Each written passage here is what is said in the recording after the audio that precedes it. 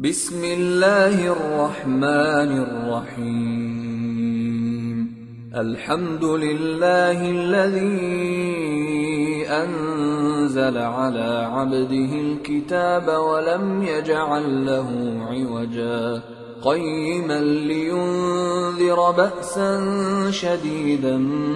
من لدنه ويبشر المؤمنين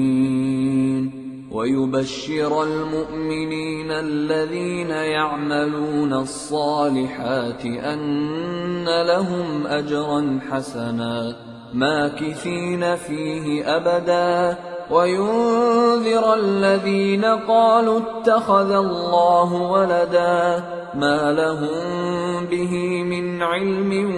ولا لآبائهم كبرت كلمة تخرج من أفواههم إن يقولون إلا كذبا فلعلك باخع نفسك على آثارهم إن لم يؤمنوا بهذا الحديث أسفا إنا جعلنا ما على الأرض زينة لها لنبلوهم أيهم أحسن عملا وإنا لجاعلون ما عليها صعيدا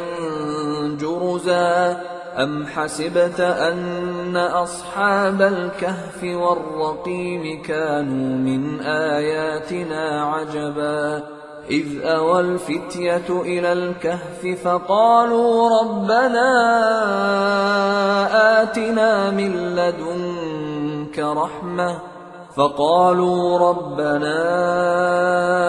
آتنا من لدنك رحمة وهيئ لنا من أمرنا رشدا فضربنا على آذانهم في الكهف سنين عددا ثم بعثناهم لنعلم أي الحزبين أحصى لما لبثوا أمدا نحن نقص عليك نبأهم بالحق إنهم فتية آمنوا بربهم وزدناهم هدى وربطنا على قلوبهم إذ قاموا فقالوا ربنا رب السماوات والأرض لن ندعو من دونه إلها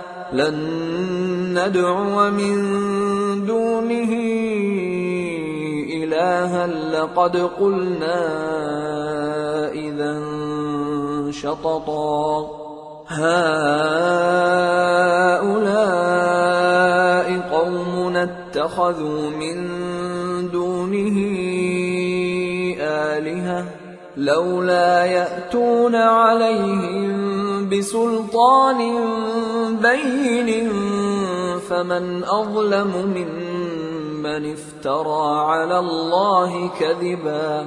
وإذ اعتزلتموهم وما يعبدون إلا الله فأووا إلى الكهف ينشر لكم ربكم من رحمته ويهيئ لكم من أمركم مرفقا وترى الشمس إذا طلعت تزاور عن كهفهم ذات اليمين وإذا غربت تقرضهم ذات الشمال وهم في فجوة منه ذلك من آيات الله من يهد الله فهو المهتد ومن يضلل فلن تجد له وليا مرشدا وتحسبهم أيقاظا وهم رقود ونقلبهم ذات اليمين وذات الشمال وكلبهم باسط ذراعيه بالوصيد لو اطلعت عليهم لوليت منهم فرارا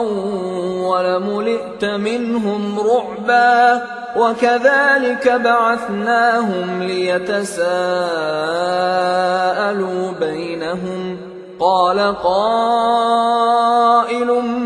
منهم كم لبثتم قالوا لبثنا يوما أو بعض يوم قالوا ربكم أعلم بما لبثتم فابعثوا أحدكم بورقكم هذه إلى المدينة فلينظر أيها أزكى طعاما فليأتكم برزق منه وليتلطف ولا يشعرن بكم أحدا إنهم إن يظهروا عليكم يرجموكم أو يعيدوكم في ملتهم ولن تفلحوا إذا أبدا وكذلك أعثرنا عليهم ليعلموا أن وعد الله حق وأن الساعة لا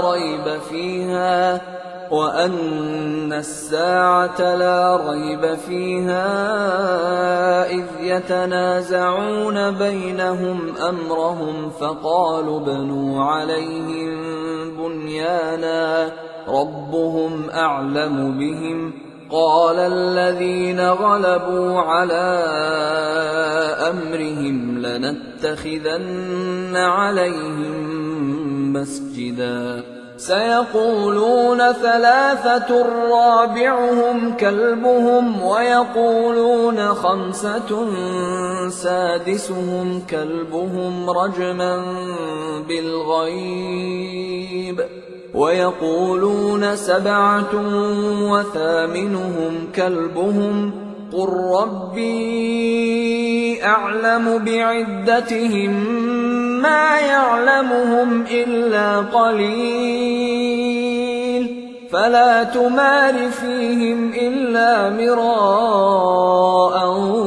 ظاهرا ولا تستفت فيهم منهم أحدا ولا تقولن لشيء إني فاعل ذلك غدا إلا أن يشاء الله واذكر ربك إذا نسيت وقل عسى أن يهديني ربي لأقرب من هذا رشدا ولبثوا في كهفهم 300 سنين وازدادوا 9 قل الله أعلم بما لبثوا له غيب السماوات والأرض أبصر به وأسمع ما لهم من دونه من ولي ولا يشرك في حكمه أحدا واتل ما أوحي إليك من كتاب ربك لا مبدل لكلماته ولن تجد من دونه ملتحدا واصبر نفسك مع الذين يدعون ربهم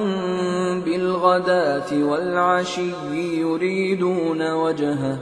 ولا تعد عيناك عنهم تريد زينة الحياة الدنيا ولا تطع من أغفلنا قلبه عن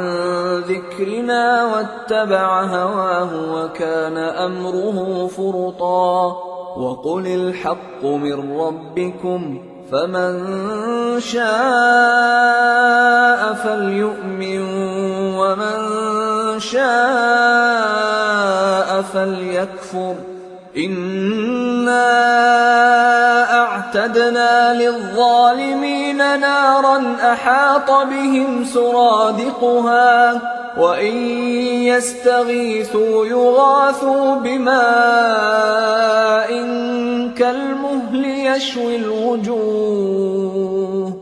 بئس الشراب وساءت مرتفقا إن الذين آمنوا وعملوا الصالحات إنا لا نضيع أجر من أحسن عملا أولئك لهم جنات عدن تجري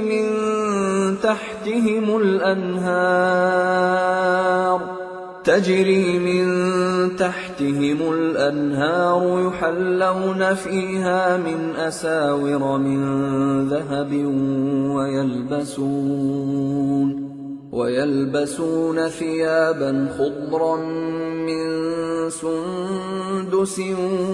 واستبرق متكئين فيها على الأرائك نعم الثواب وحسنت مرتفقا واضرب لهم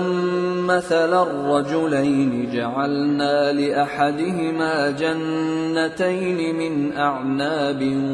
وحففناهما بنخل وجعلنا بينهما زرعا كلتا الجنتين آتت أكلها ولم تظلم منه شيئا وفجرنا خلالهما نهرا وكان له ثمر فقال لصاحبه وهو يحاوره أنا أكثر منك مالا وأعز نفرا ودخل جنته وهو ظالم لنفسه قال ما أظن أن تبيد هذه أبدا وما أظن الساعة قائمة ولئن رددت إلى ربي لأجدن خيرا منها منقلبا قال له صاحبه وهو يحاوره أكفرت بالذي خلقك من تراب ثم من نطفة ثم سواك رجلا لكن هو الله ربي ولا أشرك بربي أحدا ولولا إذ دخلت جنتك قلت ما شاء الله لا قوة إلا بالله إن ترني أنا أقل منك مالا وولدا فعسى ربي أن يؤتيني خيرا من جنتك ويرسل عليها حسبانا من السماء فتصبح صعيدا زلقا أو يصبح ماؤها غورا فلن تستطيع له طلبا وأحيط بثمره فأصبح يقلب كفيه على ما أنفق فيها وهي خاوية على عروشها ويقول يا ليتني لم أشرك بربي أحدا ولم تكن له فئة ينصرونه من دون الله وما كان منتصرا هنالك الولاية لله الحق هو خير ثوابا وخير عقبا واضرب لهم مثل الحياة الدنيا كماء أنزلناه من السماء فاختلط به نبات الأرض فأصبح هشيما تذروه الرياح وكان الله على كل شيء مقتدرا. المال والبنون زينة الحياة الدنيا والباقيات الصالحات خير عند ربك ثوابا وخير أملا. ويوم نسير الجبال وترى الأرض بارزة وحشرناهم فلم نغادر منهم أحدا وعرضوا على ربك صفا لقد جئتمونا كما خلقناكم أول مرة بل زعمتم أن لن نجعل لكم موعدا. ووضع الكتاب فترى المجرمين مشفقين مما فيه ويقولون يا ويلتنا ما لهذا الكتاب لا يغادر صغيرة ولا كبيرة إلا أحصاها ووجدوا ما عملوا حاضرا ولا يظلم ربك أحدا. وإذ قلنا للملائكة اسجدوا لآدم فسجدوا إلا إبليس كان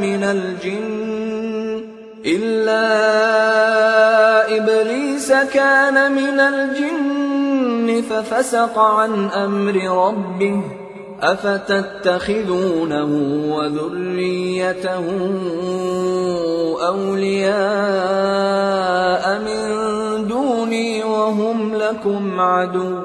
بئس للظالمين بدلا. ما أشهدتهم خلق السماوات والأرض ولا خلق أنفسهم وما كنت متخذ المضلين عضدا. ويوم يقول نادوا شركائي الذين زعمتم فدعوهم فلم يستجيبوا لهم وجعلنا بينهم موبقا. ورأى المجرمون النار فظنوا أنهم مواقعوها ولم يجدوا عنها مصرفا. ولقد صرفنا في هذا القرآن للناس من كل مثل وكان الإنسان أكثر شيء جدلا. وما منع الناس أن يؤمنوا إذ جاءهم الهدى ويستغفروا ربهم إلا أن تأتيهم سنة الأولين أو يأتيهم العذاب قبلا. وما نرسل المرسلين إلا مبشرين ومنذرين ويجادل الذين كفروا بالباطل ليدحضوا به الحق واتخذوا آياتي وما أنذروا هزوا.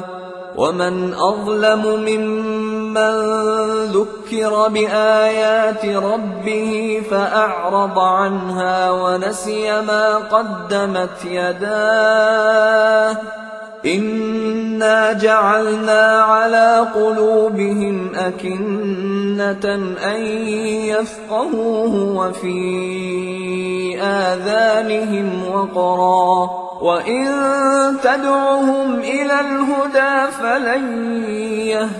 يهتدوا إذا أبدا. وربك الغفور ذو الرحمة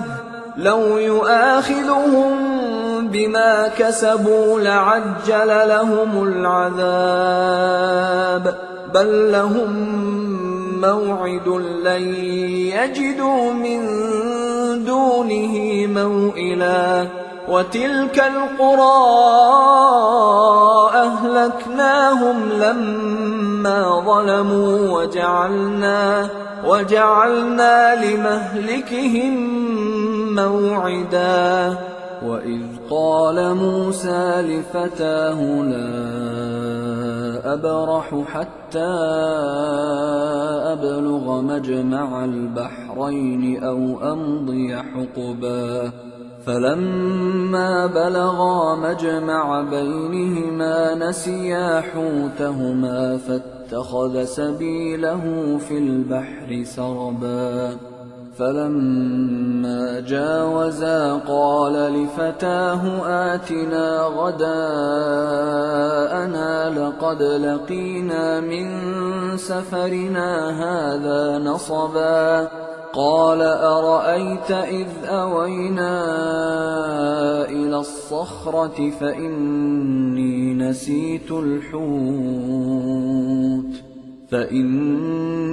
نسيت الحوت وما أنسانيه إلا الشيطان أن أذكره واتخذ سبيله في البحر عجبا قال ذلك ما كنا نبغي فارتدا على آثارهما قصصا فوجدا عبدا من عبادنا آتيناه رحمة من عندنا وعلمناه من لدنا علما قال له موسى هل أتبعك على أن تعلمني مما علمت رشدا قال إنك لن تستطيع معي صبرا وكيف تصبر على ما لم تحط به خبرا قال ستجدني إن شاء الله صابرا ولا أعصي لك أمرا قال فإن اتبعتني فلا تسألني عن شيء حتى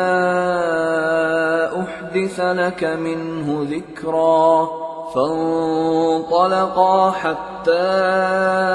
إذا ركبا في السفينة خرقها قال أخرقتها لتغرق أهلها لقد جئت شيئا إمرا قال ألم أقل إنك لن تستطيع معي صبرا قال لا تؤاخذني بما نسيت ولا ترهقني من أمري عسرا فانطلقا حتى إذا لقيا غلاما فقتله قال أقتلت نفسا زكية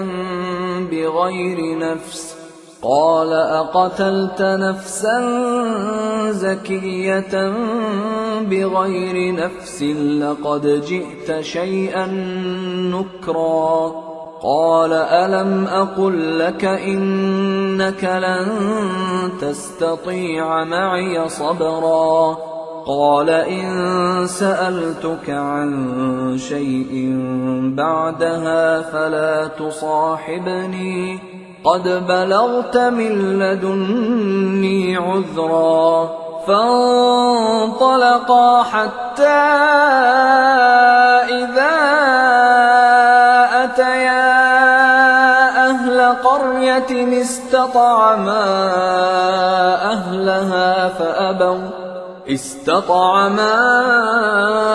أهلها فأبوا أن يضيفوهما فوجدا فيها جدارا يريد أن ينقض فأقامه قال لو شئت لاتخذت عليه أجرا قال هذا فراق بيني وبينك سأنبئك بتأويل ما لم تستطع عليه صبرا أما السفينة فكانت لمساكين يعملون في البحر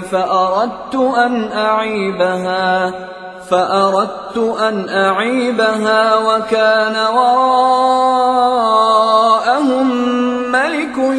يأخذ كل سفينة غصبا وأما الغلام فكان أبواه مؤمنين فخشينا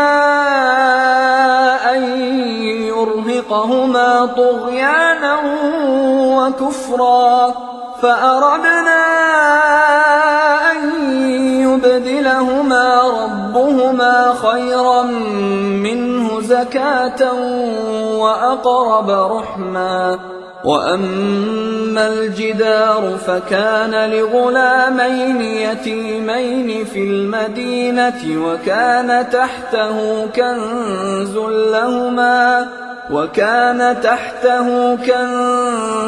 لهما وكان أبوهما صالحا فأراد ربك أن يبلغا أشدهما ويستخرجا كنزهما رحمة من ربك وما فعلته عن أمري ذلك تأويل ما لم تسطع عليه صبرا ويسألونك عن ذي القرنين قل سأتلو عليكم منه ذكرا إنا مكنا له في الأرض وآتيناه من كل شيء سببا فأتبع سببا حتى إذا بلغ مغرب الشمس وجدها تغرب في عين حمئة ووجد عندها قوما قلنا يا ذا القرنين إما أن تعذب وإما أن تتخذ فيهم حسنا قال أما من ظلم فسوف نعذبه ثم يرد إلى ربه فيعذبه عذابا نكرا وأما من آمن وعمل صالحا فله جزاء الحسنى وسنقول له من أمرنا يسرا ثم أتبع سببا حتى إذا بلغ مطلع الشمس وجدها تطلع على قوم لم نجعل لهم من دونها سترا كذلك وقد أحطنا بما لديه خبرا ثم أتبع سببا حتى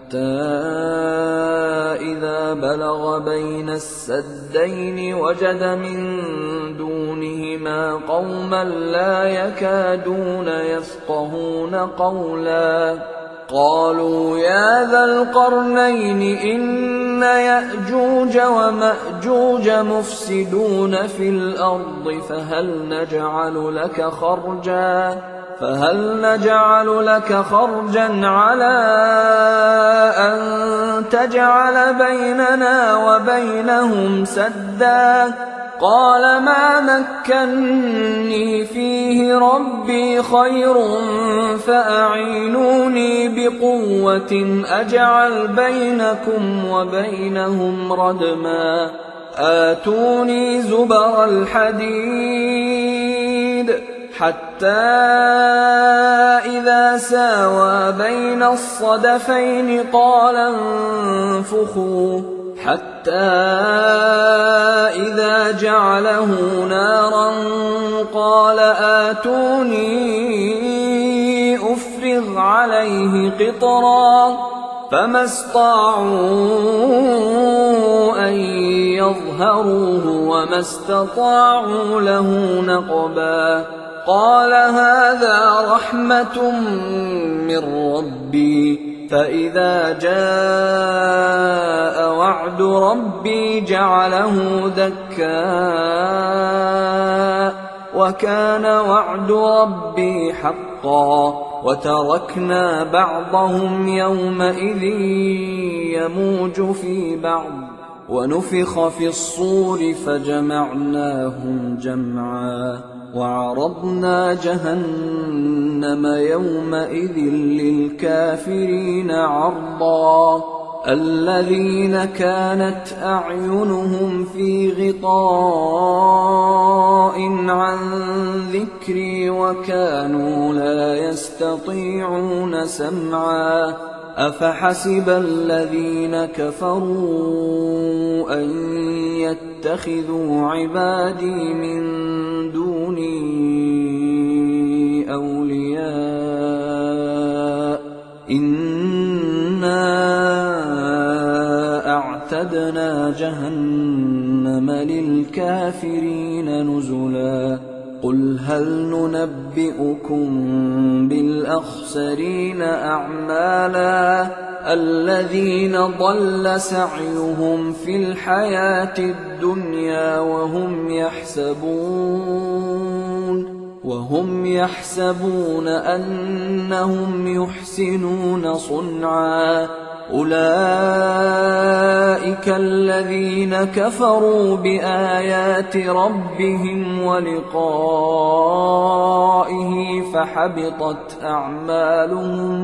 فحبطت أعمالهم فلا نقيم لهم يوم القيامة وزنا ذلك جزاؤهم جهنم بما كفروا واتخذوا آياتي ورسلي هزوا إن الذين آمنوا وعملوا الصالحات كانت لهم جنات الفردوس نزلا خالدين فيها لا يبغون عنها حولا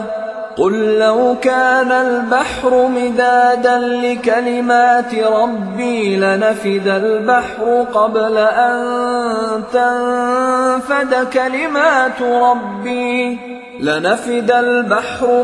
أن تنفد كلمات ربي ولو جئنا بمثله مددا قل إنما أنا بشر مثلكم يوحى إلي أنما إلهكم إله واحد فمن كان يرجو لقاء ربه فليعمل عملا